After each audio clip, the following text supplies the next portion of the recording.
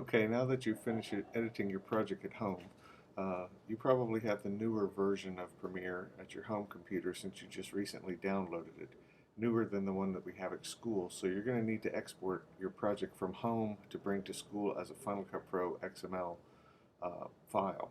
But first, let's go and save your project as we would normally. So let's go here to Premiere and go File, Save As.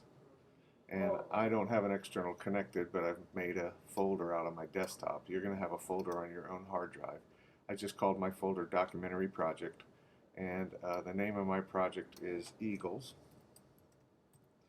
Documentary. Okay. And I'm going to save it as a normal Premiere Pro project you see here. Okay, now once I've done that, I've got it saved so I can still open it at home just normally. Then now I need to export it for school. So I'm going to go File, Export, Final Cut Pro XML. See that there? File, Export, Final Cut Pro XML. I'll click on that. And it's going to bring this up again, and it's going to ask me where to save it. And again, I'm going to go to my hard drive, go to my documentary project. There's where I saved the regular Premiere Pro project already. Now, if most of you have Mac at home, if you have this checked, it will not say XML after it. Okay, now that doesn't really matter. Macs don't care if there's an extension on it or not.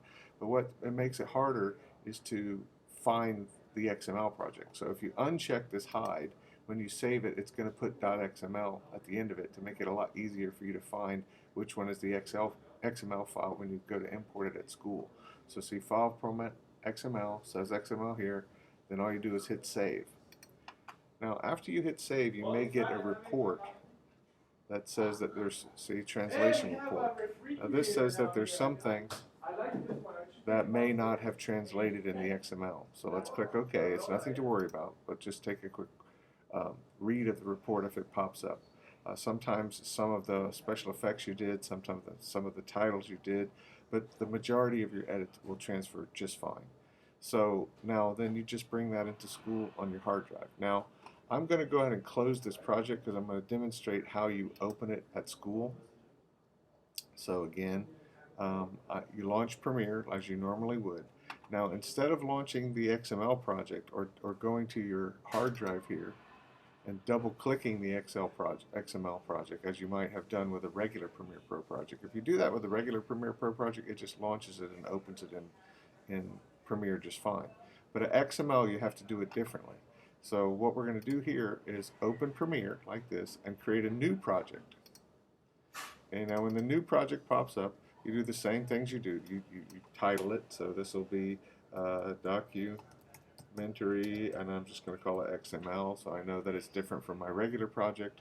I'm going to put it in my hard drive folder. I'm going to make sure all my scratch disks say same as project, just like we always do, and say OK. Now it's going to open just a blank Premiere project. Now instead of importing the media and doing all that stuff though, now remember we exported it to get the Final Cut Pro XML, so this time we're going to go File, Import.